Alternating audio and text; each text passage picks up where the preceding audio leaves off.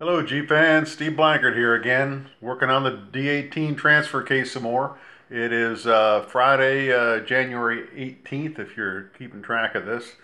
I wanted to show you where I'm at. The big thing is I received the intermediate shaft from Novak that had been back ordered for a little while, and it's a beautiful piece of machinery. This is the 1 1/4 inch size. Note this is the ones that have the O-ring groove for O-ring sealing. Now, I've read a number of reviews and people, blogs, and where they've been assembling these cases, and a lot of people have trouble getting these O-rings in to seal in the holes without tearing them up. So I'm not 100% sure I'll be successful with it. What I have done is I have chamfered the leading edge of the hole here and inside the case to hopefully provide a smooth transition for that O-ring to compress and slip into the hole. So I'll be putting transmission assembly lube on the on the shaft, on the O-rings, and I'll be loading the needle bearings here inside the intermediate gear. So I'm going to get ready to do that, and we'll see how this goes with these O-rings.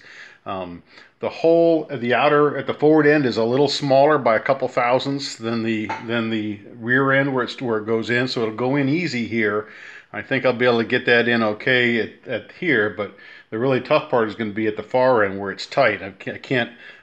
What I like to do is be able to rotate the shaft as it's going in to help ease the transition to that O-ring, but also the flat on the end here of the shaft has to line up with a locking tab that goes in this bolt here. So I can't, once it starts going in the last bit into the outer hole here, or the forward hole, I can't rotate it. So I've got to get it in the right position. So it's kind of tricky getting it all assembled. So, but anyway, that's where I'm at. I'm going to go ahead and stop the video because I only have one hand and I need both of them to try to assemble this thing. And then I'll pick it up afterwards and we'll see what happens. See you later. Bye. Hey everybody, I'm back. Hey, in the miracle of video time, it was just a moment, but in reality, it's been about 45 minutes since I left you. But I got it all put together. I want to show you what I did. One thing I had a problem with, and so I'll give you a heads up on this also, if I can get my camera pointing in the right direction. It was a really tight fit, and I remember this now when I took the transfer case apart. This gear has got to come out. That's the intermediate gear, and it was kind of hanging up on the edge of the case here and the main shaft gear, and it just wasn't quite enough clearance. It had to be really fiddled in there. So I had a real hard time getting the intermediate gear just down into the case, so I had to stop, take a file and kind of open this up a little bit here, and then very carefully clean the case out again afterward to make sure I got every bit of grit out of it.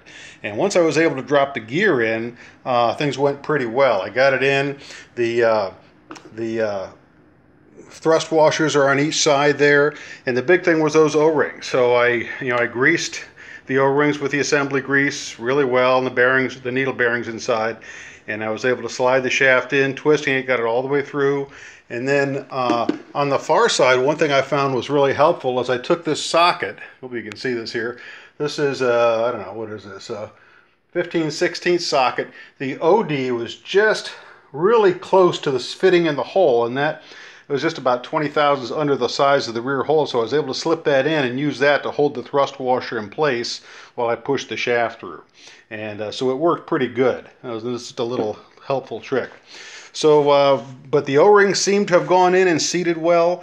I mean, the gear turns nice and smooth. No binding. If the O-ring got shredded, it would have been jammed up in there. So they seated really well. So I'll talk just a little bit more about how I chamfered those holes. I showed you earlier, but the entrance hole on this side and the entrance hole on the rear side from the inside, I chamfered them, and what I used was a little half-round needle file here, and I just went around at an angle about like that all the way around, and just put a little bit of chamfer on it.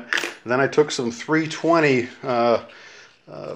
cloth here, wrapped around a a 1/2 inch bar and then I polished it all the way around. Again, just keeping a slight angle to the hole so it made a nice funnel shape to feed that O-ring in. And it seems to have worked. I said a number of people said they don't work, they have a lot of trouble getting them in, and I can see how it can be very troublesome. But if you take 10 or 15 minutes and just work the entrance side of each one of those holes, it seemed to work for me, and I got them in. It's turning nicely.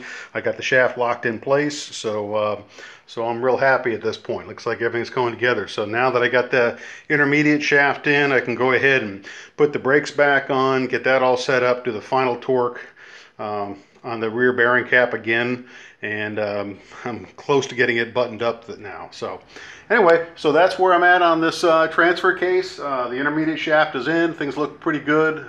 So I hope you find this helpful when you do your transfer case project.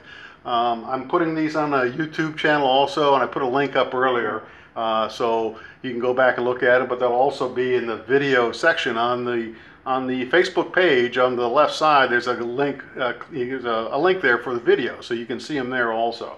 So so I guess that's about it for right now. I'll probably do one more of these when I get ready to button the whole thing up, but I think I'm pretty pleased at this point. Got this little guy in, and things look good. So okay, talk to you all later.